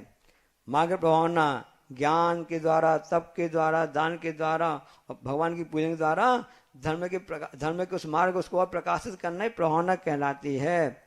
प्रवचन बसरत भावना कहलाती है। गाय अपने बस स्नेह रखती है, उसी प्रकार से साधन पर स्नेह रखना प्रवचन बत्सल भावना कहलाती है। आपस में जय जिनेन तो कर लो कम से कम। कितने भी विरोधी अपने भैया से नहीं पट रही है, पड़ोसी पट रही है, जय जिनेन करने में क्या बाधा है। हाँ, कितने सब कहलाता है। और आचार्य कहते हैं जो कमजोर परिवार वाले हैं उनकी सहायता करना ताकि वे भी धर्म कर सकें। इन सब के द्वारा सब शुभाश्रव हो रहा है। हाँ, ये मान लीजिए छिपाने की ताकत रखना चाहते हो ना तो रखो, छिपाने की ताकत रखना चाहते हो तो रखो, पर के दोषों को और अपने गुणों को। अब नीच गोत्र का आश्रव समय पे काम करना रहता है। कलाता हमारे ने कहा था ना कि एक ही सूत्र के लिए 1 वर्ष भी कम समय पड़ता है। अब यहाँ तो 1 घंटे में करना पड़ता है। पहले टेस्टमेंट चलते थे, 5 दिन के चलते थे। अब तो 20 फटाफट गेम चलने लगा ना। 1 घंटे में अध्याय पूरा करना, एक सूत्र बताना है। खिलाना तो पड़ेगा, खेलने आके बैठ गए हो तो ये मतलब होता है।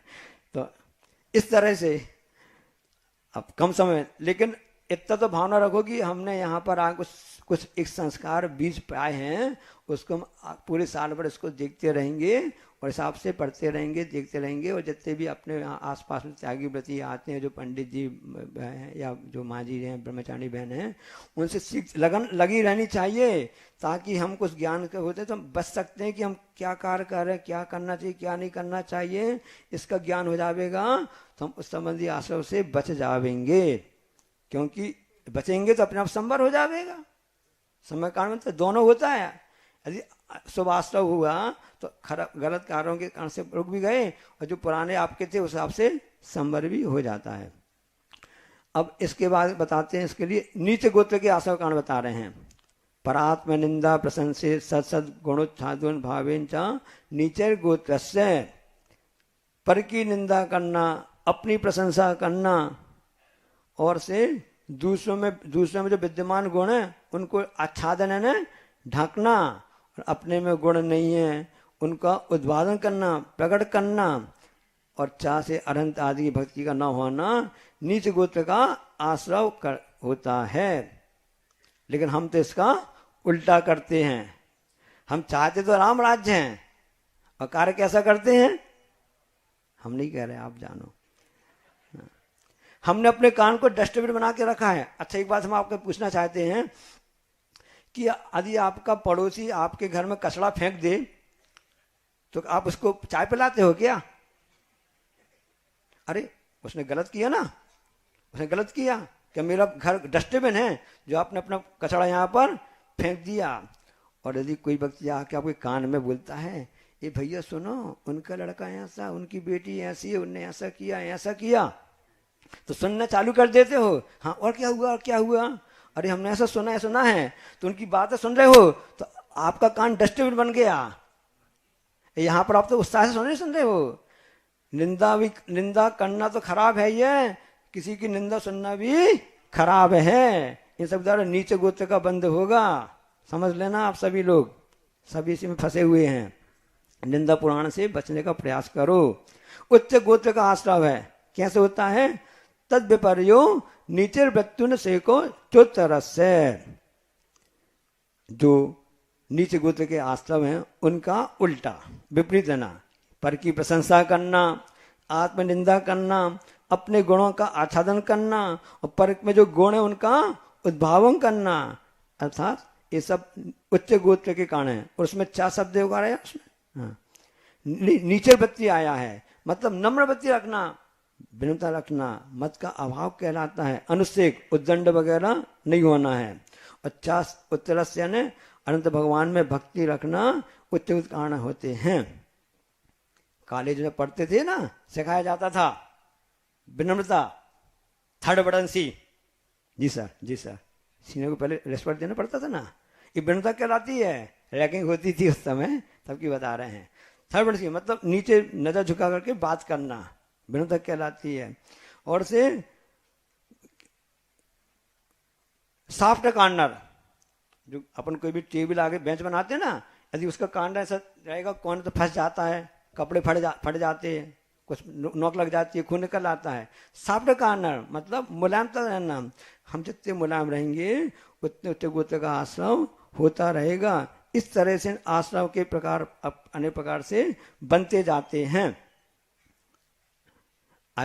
तीर्थंकर प्रगति का एक उदाहरण याद आ गया, उस समय संस्मरण बता देते आपके लिए कि सब लोग बोलते हैं ना प्रभु की भक्ति, गुरु भक्ति, आराधना करने कहते रहते हैं ना कि आप तो इस काल के तीर्थंकर हैं, कल्याणकारक हैं, करुणा के अवतार हैं, ये सब करते रहते हैं ना। तो किसी व्यक्ति ने पूछा, आप तो महावीर के लघुनंदन हैं, पंचम काल के ना, अब वर्तमान के वर्धमान हैं।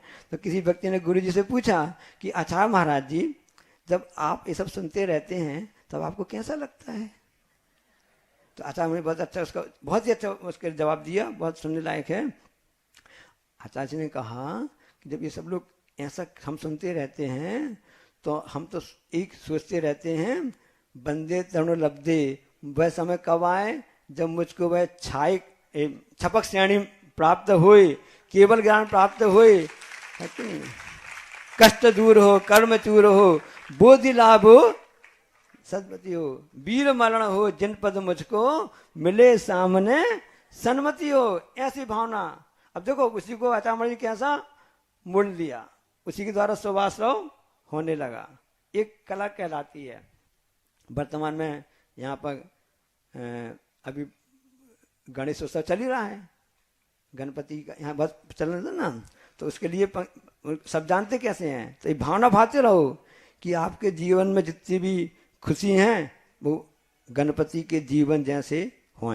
किस प्रकार से होते ना, उनका कान लंबे होते ना, तो ऐसे आपका जीवन में खुशियां हों। भावना तो भाते रहो, शुभकामना देते रहो, और जैसे उनकी सूंड है वैसी ही खुशियां आपके जीवन में लंबी लंबी आती जावे हैं।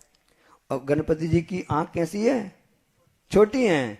आपके जीवन में गम बहुत ही कम हो, छोटे हों, कम आपके लिए दुख आए, और आपके जीवन का हर पल हर क्षण गणेश जी की कैसे, गणेश जी का जो लड्डू रहता ना, हाँ, भोग लगाए लड्डू, ये तो सोचो कि आपके जीवन का हर पल हर क्षण गणेश जी के लड्डू जैसा मीठा हो, सब सुवासना होगा। बस कला चाहिए। इस तरह से अब अंतिम आ रहा है आपके लिए, अंताय कर्म का आश्रय कर्ण क्या है उसके लिए बता रहे हैं।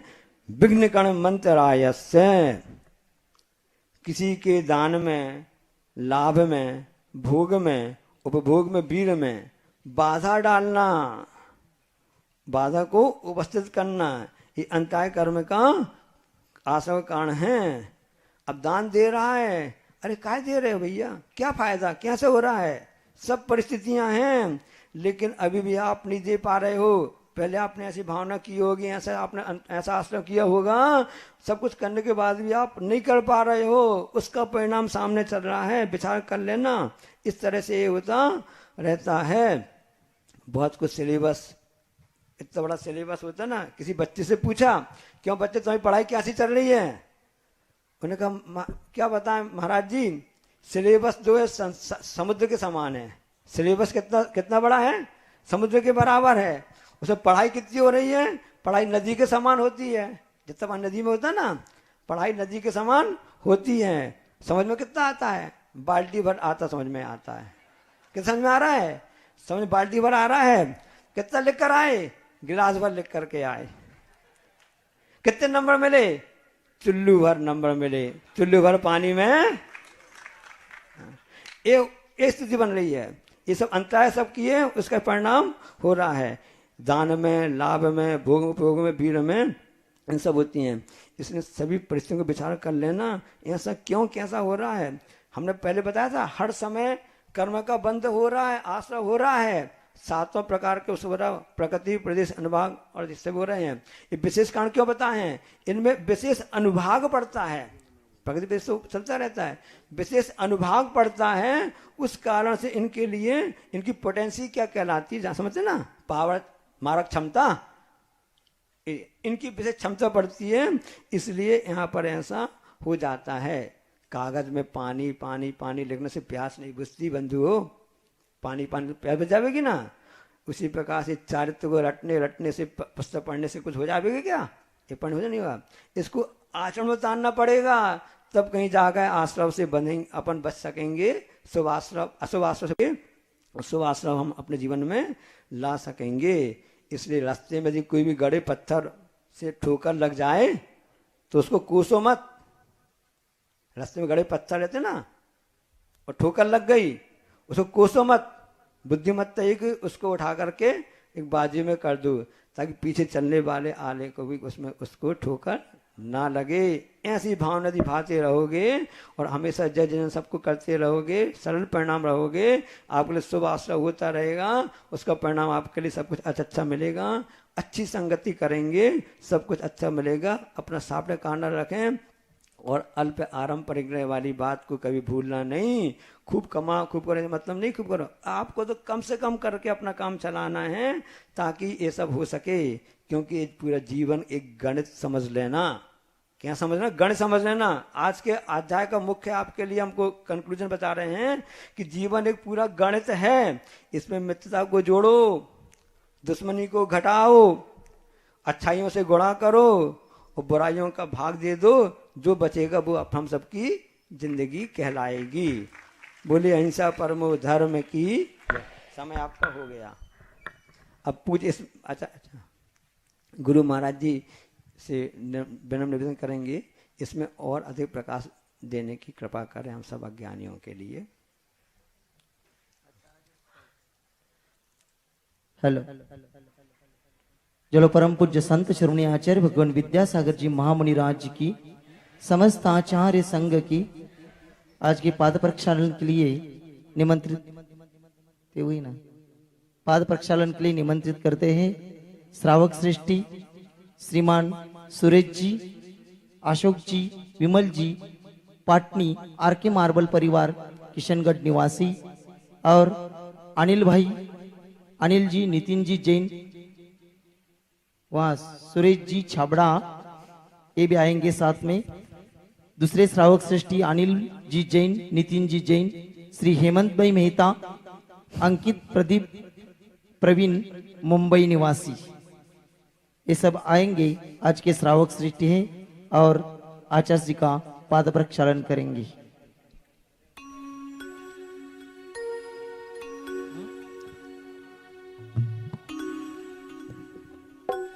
गुरुवर तेरे चरणों की मुझे धूल जो मिल जाए, गुरुवर तेरे चरणों की मुझे धूल जो मिल जाए, चरणों की रज पाकर, चरणों की रज पाकर तकदीर बदल जाए, गुरुवर तेरे चरणों की मुझे धूल जो मिल जाए, चरणों की रज पाकर तकदीर बदल जाए, गुरुवर तेरे चरणों की।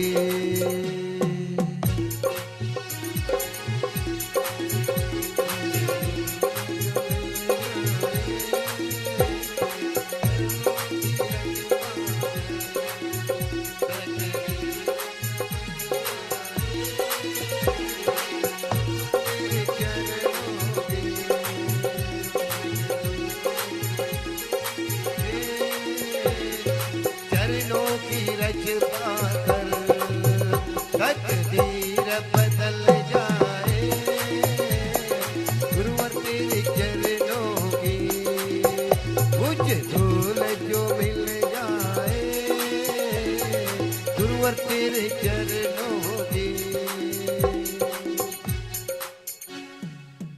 शास्त्रदान पण शास्त्रदान भी यही श्रावक श्रेष्ठी परिवार जी शास्त्रदान भी करेंगे।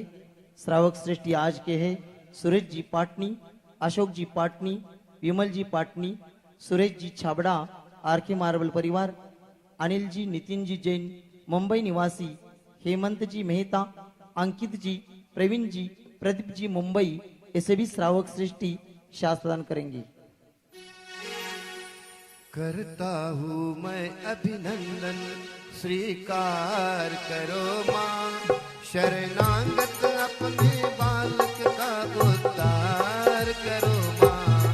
हे माँ जिनवानी, हे माँ जिनवानी, हे माँ जिनवानी, हे माँ जिनवानी।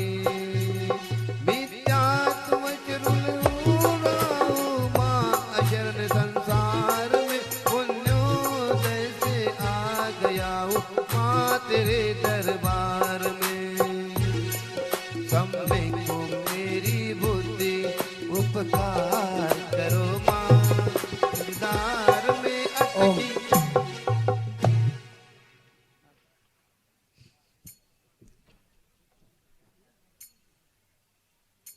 आज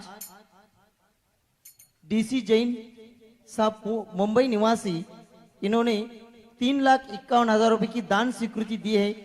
एक सहस्त्रकूट जिनालय, उसमें प्रतिमा जी, वेदी, छत्र, भामंडल, चवर, ये पूरा सहस्त्रकूट जिनालय। एक डीसी जैन, प्रवीण जी, जितेश, शांता, बरखा, चंदनवाला, ये सभी मुंबई निवासी परिवार इन्होंने 3,51,000 रुपए की एक सहस्त्रकूट जिनालय की स्वीकृति दी है। वे भी आए और आचार्य जी को शास्त्रदान करे।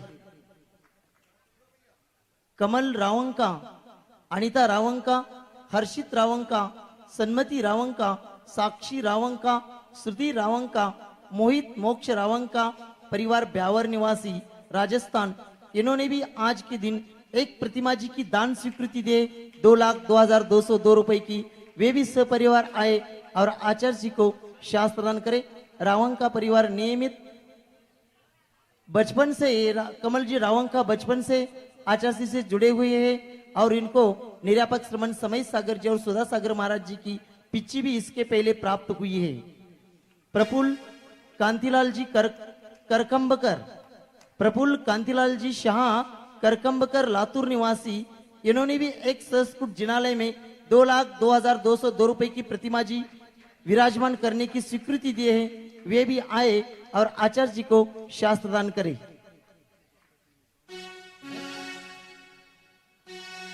जिनवानी जग मैया जन्म दुख में दो, जिनवानी जल्दी रावंका परिवार जी, करकमकर परिवार लवकर या। जिनवानी जग मैया जन्म दुख मेट दो, जन्म दुख मेट दो, मरण दुख मेट दो, जिनवानी जग मैया आचार्य जी का पूजन प्रारंभ होगा। आचार्य जी का पूजन। आचार्य श्री जी के चरणों में हम झुका रहे अपना माथा, जिनके जीवन की हर चर्या बन पड़ी स्वयं ही नवगाथा। जय नागम काव सुधा कलश जो बिखराते हैं गली गली, जिनके दर्शन को पा करके दिलती मुरझाई हृदय कली।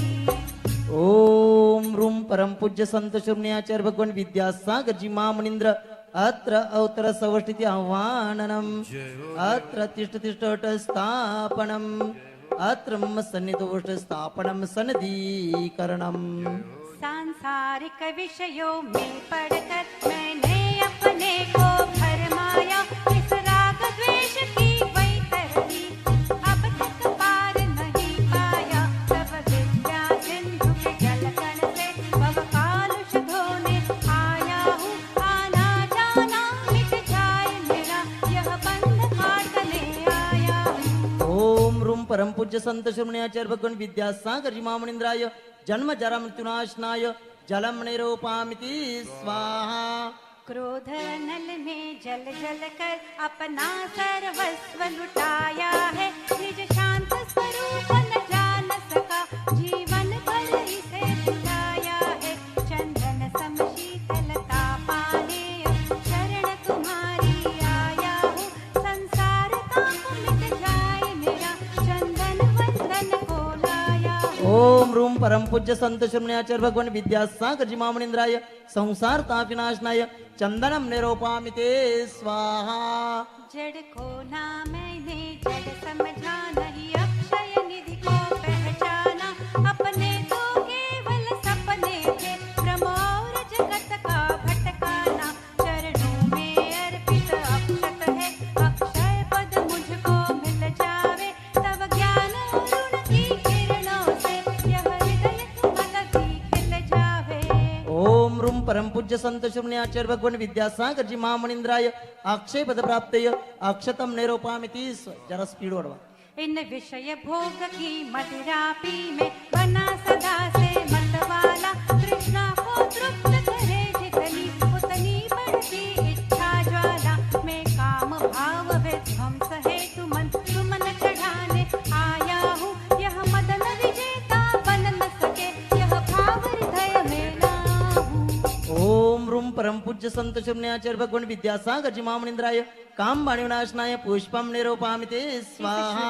इस रोग की व्यथा कथा भव भव में कहता आया हूँ। अति भक्ष भक्ष बके फिर भी मन तृप्त नहीं कर पाया हूँ।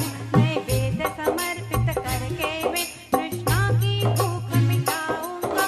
अब और अधिक न भटक प्रभु, यह अंतर बोध जगाऊंगा। ओम रूम परम पूज्य संत शून्याचार्य भगवान विद्यासागर जी महामनिंद्राय क्षुधा रोग विनाशनाय नैवेद्यम निरूपामि ते स्वाहा। अंधकार से व्याकुल हो निज को नहीं मैंने पहचाना। मैं राग द्वेष में लिप्त रहा, इस हाथ रहा बस पछताना। यह दीप समर्पित है मुझ पर, मेरा तम दूर भगा देना। तुम ज्ञान दीप की बाती से मम अंतर दीप जला देना। ओम रूम परम पूज्य संत शून्याचार्य भगवान विद्यासागर जी महामनिंद्राय मोहंधकार विनाशनाय दीपम निरूपामि ते स्वाहा। अशुभ कर्म ने घेरा है, मैंने अब तक यह माना था। बब पाप कर्म तज पुण्य कर्म को चाह रहा अपनाना था। शुभ अशुभ कर्म सब विदुदल है, मैं इन्हें जलाने आया हूँ। इसीलिए तब चरणों में अब धूप चढ़ाने आया हूँ। ओम रूम परम पूज्य संत शून्याचार्य भगवान विद्यासागर जी महामनिंद्राय अष्टकर्म धनाय धूपम निरूपामि ते स्वाहा। भोगों को इतना भोगा कि खुद को ही भोग बना डाला। साध्य और साधक का अंतर मैंने आज मिटा डाला। मैं चिदानंद ने दीन रहूं, पूजा का यह फल पाना है। पाना था जिसके द्वारा वह मिल बैठा मुझे ठिकाना है। ओम रूम परम पूज्य संत शून्याचार्य भगवान विद्यासागर जी महामनिंद्राय महामोक्ष फल प्राप्तये फलम निरूपामि ते स्वाहा। जग के वैभव को पाकर मैं निश दिन कैसा मस्त रहा। चारों गतियों की ठोकर को खाने में ही अभ्यस्त रहा। मैं हूँ स्वतंत्र ज्ञाता दृष्टा, मेरा पर से क्या नाता है। कैसे अनर्घ पद पा जाऊं, यह अरुण भावना भाता है। ओम रूम परम पूज्य संत शून्याचार्य भगवान विद्यासागर जी महामनिंद्राय अनर्घ्य पद प्राप्तये अर्घ्यम निरूपामि ते स्वाहा। भावों की निर्मल सरिता में अवगाहन करने आया हूँ। मेरा सारा दुख दर्द हटो, अर्घ्य भेंटने लाया हूँ। है तपो मूर्ति है, आराधक है, योगीश्वर है महासंत। अरुण कामना देख सके युग युग तक आगामी बसंत। ओम रूम परम पूज्य संत शून्याचार्य भगवान विद्यासागर जी महामनिंद्राय अनर्घ्य पद प्राप्तये जयमाला पूर्णार्घ्यम निरूपामि ते स्वाहा। नमस्तु भगवान नमस्तु भगवान नमस्तु। ओम नमः शिवाय। ओम नमः शिवाय।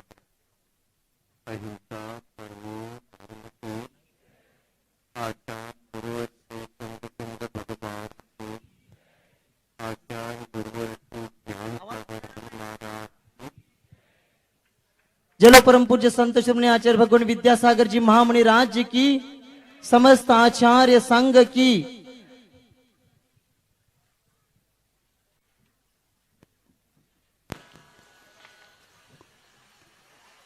अभी तत्वार सूत्र के विषय में छठा अध्याय का संक्षेप से विवेचना प्रभु ने सुना।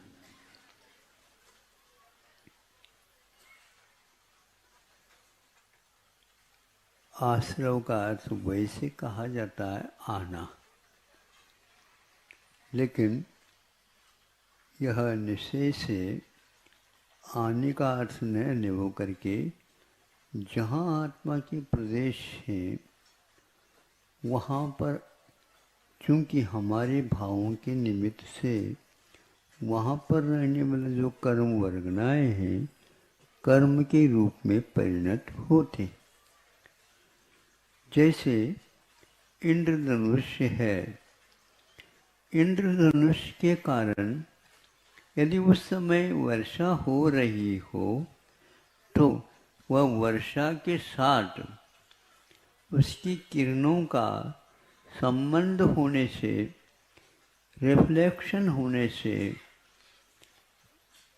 इस विपरीत दिशा में सूर्य रहता, उससे विपरीत दिशा में इंद्रधनुष का निर्माण होता है। आप परिणाम करेंगे जहाँ पर आत्मा के प्रदेश के ओर वर्गनाएँ हैं, वो वर्गनाएँ इस भिन्न भिन्न जैसे रंग 7 प्रकार का हो, उसी प्रकार यह भी 8 प्रकार के कर्मों के रूप में परिणत वहीं के वहीं हो जाते हैं। और वह कषाय हो तो बंद होता है, नहीं है तो भविष्य में चला जाता है। तो सूर्य भी वहीं पर रहेगा, प्रकाश भी वहीं पर रहेगा, वर्षा अपने बीच में यहाँ हो रही है और इस ओर इंद्रधनुष का निर्माण, इसमें हलन चलन लेन देन आदि कुछ भी नहीं होता। इसी प्रकार हमारे आचार्यों ने यह कहा, जीव और अजीव का जब संयोग होता है, संयोग का अर्थ हम उससे प्रभावित होते हैं, तो वर्गनाएँ भी कर्म के रूप में परिणत होकर के प्रभावित हो जाते हैं। चूना है और हल्दी है, इन दोनों का सम्मिश्रण करने से तीसरा रंग का निर्माण होता है। इसी प्रकार जीव अकेला हो तो कभी आश्रव होगा नहीं, और अजीव भी अकेला रह जाए तो भी आश्रव नहीं होगा, किंतु जीव और अजीव का संयोग होगा तो आज अनेक व्यक्ति कुछ स्वाध्याय का अतिरेक समझ लो, अथवा यूँ कहना चाहिए कि अनुयोग का अभ्यास करने से उनकी मति में भी ऐसे ही लगभग परिणति हो रही है। राग द्वेष जो होते हैं वह आत्मा में तो होते हैं, लेकिन वो पुद्गल की पर्याय है, ऐसा कहते हैं। ये उनकी अपनी मति है और अपना मत का निर्माण वो लोग कर रहे हैं। हम यहाँ से भावना करते हैं उनकी मति में सुधार आ जाए। राग द्वेष जो होते हैं आत्मा में, तो पुद्गल में क्यों नहीं होते? निश्चय से तो यदि राग और द्वेष पुद्गल की है तो पुद्गल में ही राग द्वेष हो। औदयिक भाव को गिनते हुए आत्मा में औदयिक भाव होता है कर्म के उदय में। यह अवश्य है कि उदय के बिना कभी भी कर्म वर्गनाएँ कर्म के रूप में परिणत नहीं होते, और आत्मा में भाव हुए बिना नूतन आश्रव और बंध का भी प्रादुर्भाव नहीं होता। इस रहस्य को समझने के लिए ही स्वाध्याय आदि करते रहना चाहिए, नहीं तो आप लोगों की दिवाली के कहलाते ना दिवाली, लेकिन दिवाला भी निकल सकता है। दिवाली और दिवाला दिवाला हुआ दिवाली।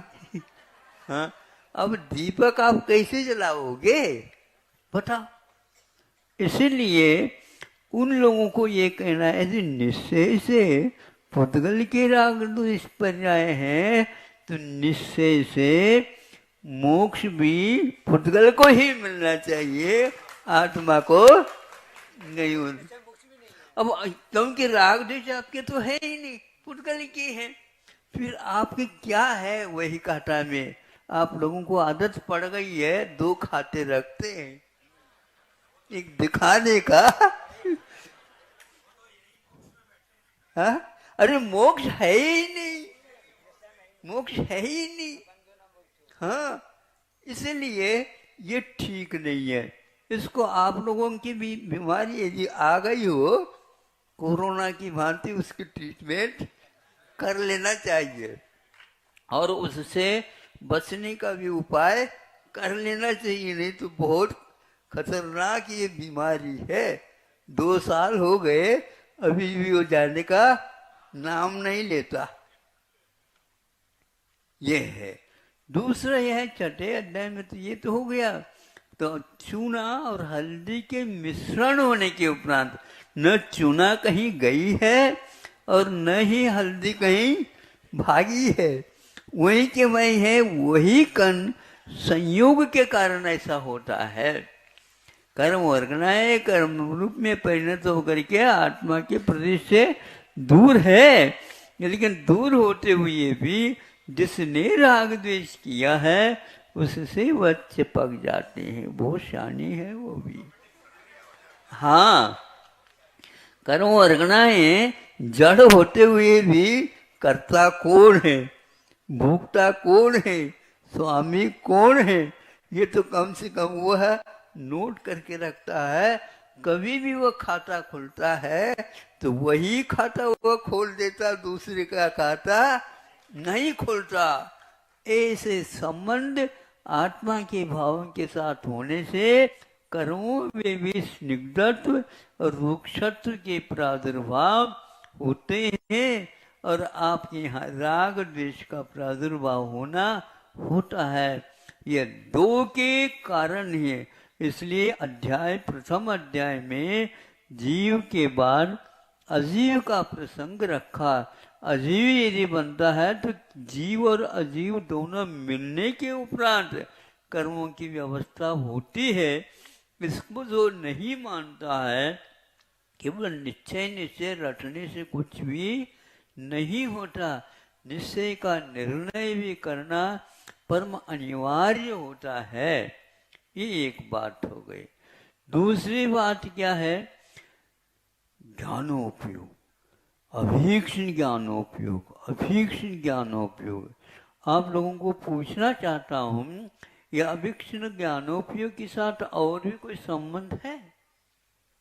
ये सम्यक और अभीक्षण ज्ञानोपयोग, ये 2 शब्दों का मेल है, इसलिए द्विवचन में उस शब्द का प्रयोग किया उमा स्वामी महाराज जी ने।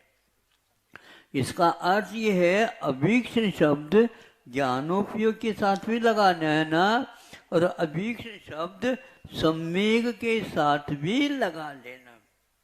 जो आप रात दिन सरस्वती को रख लो आप अपने पास। कुछ ऐसे भी होते हैं बैठे बैठे सम्यक कर रहे हैं, पापों से डर रहे हैं। पापों से बहुत डरना भी, काय के प्रति विराग भाव रखना भी अभीक्षण ज्ञानोपयोग के समान तीर्थंकर प्रकृति के बंध के लिए कारण होता। कुछ ही लोग जो साक्षर वाले होंगे वही शब्दों का भक्षण कर सकते हैं, और जिनको लीवर की शिकायत है वो नहीं कर सकते हैं, तो भी उसको तीर्थंकर प्रकृति का बंध हो सकता है। इसलिए उमा स्वामी महाराज ने दोनों भावों को एक साथ रख करके द्विवचन में उसका प्रयोग किया है। तीसरा और है, जैसे निन्नव है, मैंने छुपाना होता है। क्या छुपाना?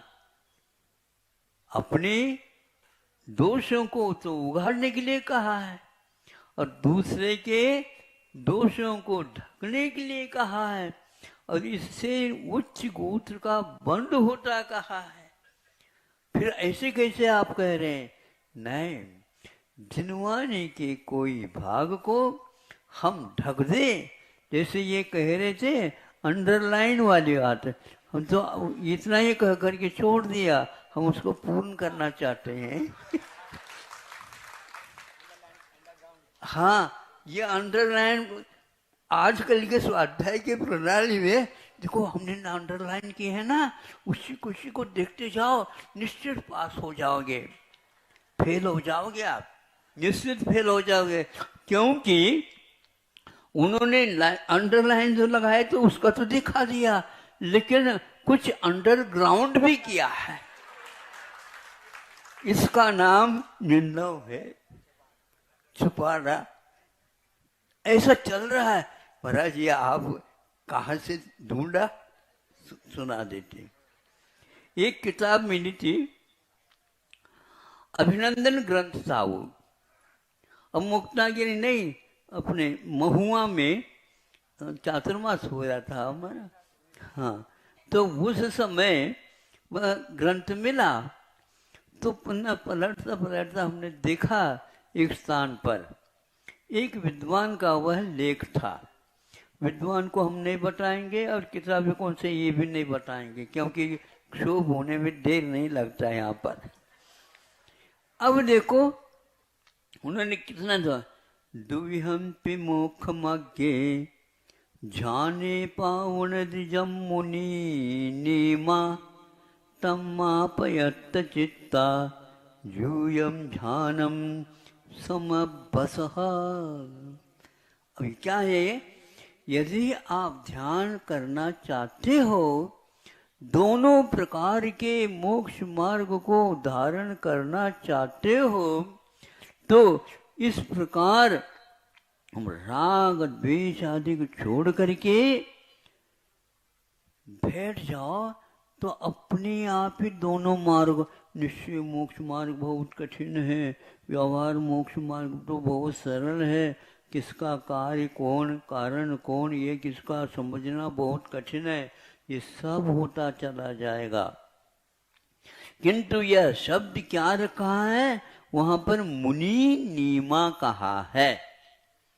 अब उसके साथ साथ यह आविष्कार हो गया, क्योंकि विद्वान ने लिखा है, हाँ लिखा है, लेकिन वहां पर मुनि लिखा है, न कि गुनी लिखा। गुनी कर दिया, उतनी ही मात्राएं हैं, और गुनी शब्द भी बनता है, लेकिन प्राकृत ग्रंथ है, आप थोड़े सोच करके लिखते, वह गुनी शब्द नहीं, किंतु कौन सा गुण, कौन गुनी, जो गुण रखे, तो कौन सा गुण रखे, तो मुनि कहने से चारित्र संपन्न, सम्यक दर्शन से युक्त, सम्यक ज्ञान को भी उसके साथ पोर करके तीनों के साथ मोक्ष मार्ग बनता है। और इसमें व्यवहार मोक्ष मार्ग और निश्चय मोक्ष मार्ग दोनों रहते हैं। ऐसे मुनि महाराज जब दोनों मार्ग को प्राप्त करते हैं, कब, ध्यान के वेला में, और उनको भी ध्यान करना था, और चतुर्थ गुण स्थान में भी ध्यान होता है, इसलिए वहां पर मुनि के स्थान पर उन्होंने गुणी शब्द का प्रयोग किया। ये इसको बोलते हैं शास्त्र का अपलाप, इसको बोलते हैं निन्हो। यह अवर्णवाद है और यह छुपाना ठीक नहीं, और उसमें भी एक विद्वान होकर के छुपाते हैं। ऐसे है बाजार में आजकल बहुत सारे जो व्यंजन बिक रहे हैं, भैया स्वर को ही ठीक रखो, व्यंजन से दूर रहो। स्वर तो आप जानते हैं, कोई भी स्वर हो वो अपने लिए अच्छा, व्यंजन कभी अपने आप चल नहीं सकते व्याकरण के अनुसार। उसको चलाने के लिए स्वर का आलंबन लेना पड़ता। अब कैसे करेंगे, ये पहले से टूटा हुआ है, इसको बोलते हैं व्यंजन व्याकरण में। और अ आ ई ये स्वर माने जाते हैं। तो क को स्वर का यदि योगदान दिया जाता है तो क ऐसा बोला जाता है। लेकिन येन विना यत्न वोच्यते तथा व्यंजन, जिसके बिना व्यंजन कहा नहीं जा सकता। आज के कुछ ज्ञान संस्कृत और प्राकृत के बिना भी चला रहे हैं, इसलिए अंडरलाइन और अंडरग्राउंड की बड़ी आवश्यकता हो गई है। क्या क्या छुपाया जा रहा है, आप धीरे धीरे खोल करके देख लो तो सही शास्त्र का जब तक निर्णय नहीं होगा तब तक शास्त्र स्वाध्याय करना सार्थक नहीं हो सकता। केवल भावार्थ के माध्यम से अर्थ को अनर्थ करने से अपना भी और दूसरों का भी और उभय का भी सबका अहित होता जा रहा है। स्वाध्याय के द्वारा अहित नहीं होना चाहिए। कहें सीख गुरु करुणा धार, हमें और किसी की आलोचना नहीं करना, किंतु लोचन तो अवश्य अच्छे रखना आवश्यक होता है। नहीं भी होता है तो उसको आप साफ तो कर ही लो, ताकि हम अच्छे स्पष्ट रूप से उसको पहचान सके। पढ़ना है तो आप लोग चश्मा लगवाते हो, लेकिन वो चश्मा यदि उसके योग्य नंबर वाला नहीं है तो उसके द्वारा आपको कोई लाभ मिलने वाला नहीं है। इसलिए कौन सा शास्त्र और कौन सा शास्त्र नहीं है, इसके लिए आचार्यों ने बहुत ही सावधानी के साथ संकेत दे करके हम लोगों को जागृत किया है। इस प्रकार यह सम्वेग और अभीक्ष ज्ञानोपयोग दोनों का भी आप प्रयोग कर सकते हैं, किंतु तिर्यंच को ये तीर्थंकर प्रकृति के भाव बनने के नहीं हो सकते, मनुष्य को ही होते हैं। और उसमें भी एक प्रकार से जो देव हैं उनको नहीं हो सकता, और भुवनत्रिक में भी यह नहीं हो सकता, और स्त्रियों को भी यह नहीं होता। किंतु और अविरत सम्मिलित से अकेला भी हो तो उसको भी नहीं हो सकता। इसलिए नहीं हो सकता, उसके योग्य और भी उसके साथ योग्यताएं चाहिए, तब कहीं जाकर के यह बंद होता है। तीर्थंकर प्रकृति को औदैहिक भाव के रूप में गिना है, किंतु वह मांगलिक भाव के रूप में भी पूजा गया है ग्रंथों में। इसलिए औदैया बंदयरा ऐसा नहीं होता, वह बंधक नहीं है, किंतु वह आपके लिए मार्ग बताने वाला एक बोर्ड है, अथवा एक मैले स्टोन, क्या बोलते हैं आप इसको, हाँ मील का पत्थर ऐसा है। उसका सदुपयोग करना सीख लो। अहिंसा परमो धर्म। Mic hello. जलो परम पूज्य संत श्रोमणी आचार्य भगवान विद्यासागर जी महामुनि राज जी की। जावाणी के ज्ञानते हैं सूझे लोका लोग सुवाणी मस्त काय।